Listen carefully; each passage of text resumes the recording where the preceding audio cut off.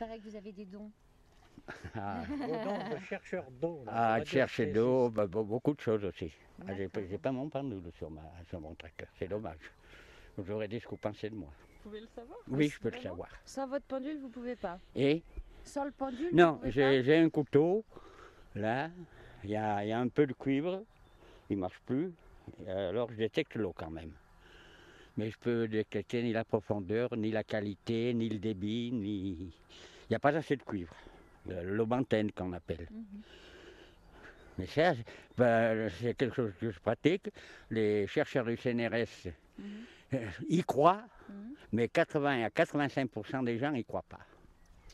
Et pourtant, vous avez fait vos preuves. Ah, un peu, oui. Un peu, oui. Comment vous l'expliquez, vous, ça? Ça, je ne le sais pas, il n'y a pas d'explication. Il n'y a aucune explication scientifique. C'est complètement irrationnel. Et depuis longtemps? Depuis que vous Oh êtes oui, petit? oh, il faut avoir un certain âge. D'accord. Ah, ça, Oui, il faut que le système nerveux soit particulièrement bien équilibré. D'accord. Vous voyez, quand on est jeune, on s'emballe, on s'énerve.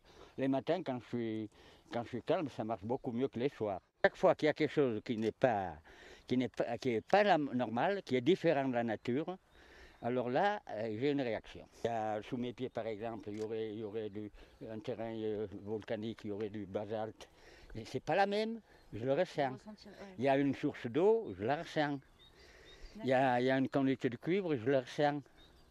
Il y a quelque chose de différent. Seulement, le difficile, c'est d'interpréter ce que cela veut dire, la réaction. Oui, parce que vous voyez, il ne faut pas faire ça dans un esprit lucratif. Oui. Pas du tout. C'est complètement bénévole.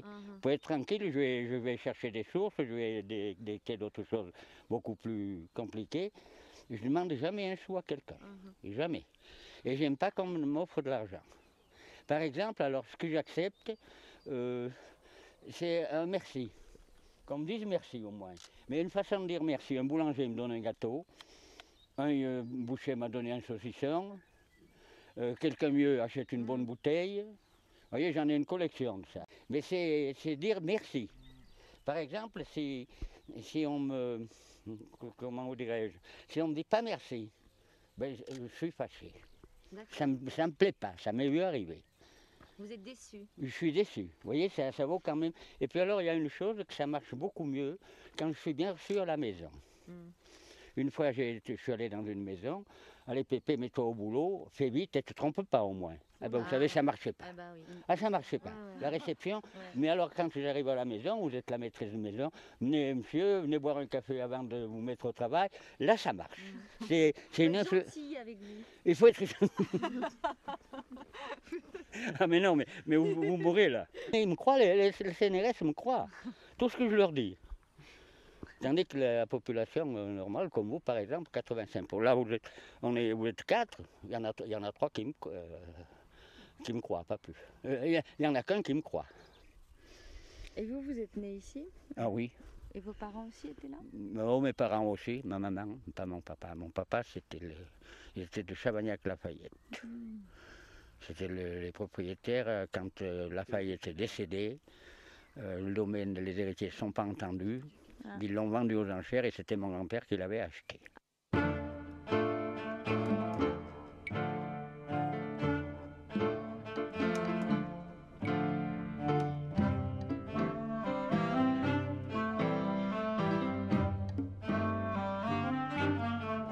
n'avez pas besoin de soigner au moins? Ah bah non, ça va. Ça va. Eh bien, guérir les maladies mentales. D'accord. C'est encore mieux. D'accord. Comme les dépressions, Dépression, D'accord. également. C'est bien. Comment vous procédez? C'est bien ça. Comment vous faites? Comment vous procédez? Ah, mais le système, il est plus que simple. Je les fais rester les patients au nord du menhir. Il y a une concentration d'énergie. Et les maladies mentales, les dépressions, c'est un manque d'énergie. C'est pas autre chose.